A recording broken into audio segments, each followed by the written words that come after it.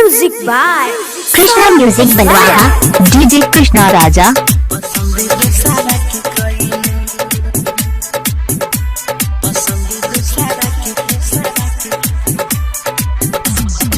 आर की रानी की तरफ से झूठो रानी की दिया तू खैलू, पसंद दोसारा के कैलू, पसंद दोसारा के कैलू।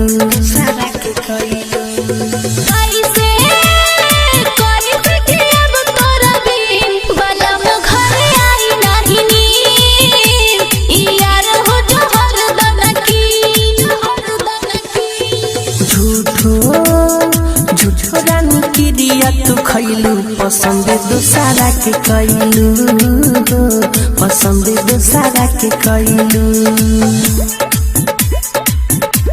पसंद दोसारा के कैलू, पसंद दोसारा के। कृष्णा जी कहाँ से हैं? कृष्णा जी कहाँ से हैं? बलुआहा से। पसंद दोसारा के कैलू, पसंद दोसारा के कैलू, पसंद दोसारा के, पसंद दोसारा के कैलू।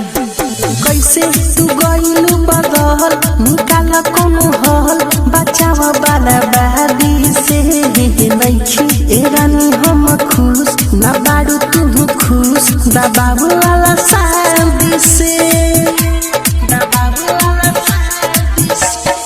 तू ही उपाय कौन करा, नहीं त मांग भरा, जे होई से देखल जाई, हमरो बिचारे हे बाटे, करे जब हम फाटे, केहू ना कुछ कर पाई। पहिले से ना कर पैलू, पसंद दोसारा के कैलू, पसंद दोसारा के कैलू, झूठो तू रानी क्रिया खैलू, पसंद दोसारा के कैलू, पसंद दोसारा के कैलू, पसंद दोसारा के कैलू,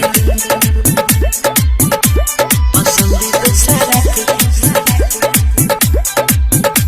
इलाका किसी का भी हो, नाम तो कृष्णा राजा का ही होगा। बलुआहा से।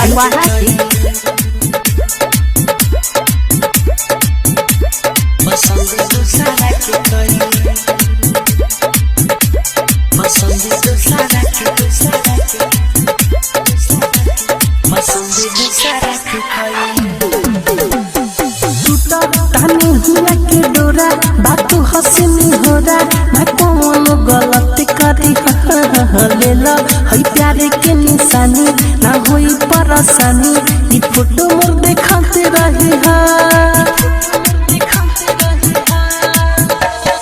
कैसे जुदाई बोला साहब, हम कवाना से कहब, दर्दिया दिलावा के रही, बेचैनी हमर बढ़ल, न बनी कोनो कहल, न सुखी और दया नवा के। हीरो सुहाना मिठू के तू रोवैलू, पसंद दोसारा के कैलू, पसंद दोसारा के कहलू,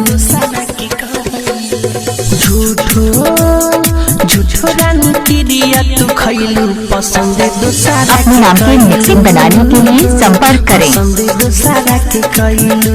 मोबाइल नंबर 82 27 91 22 73।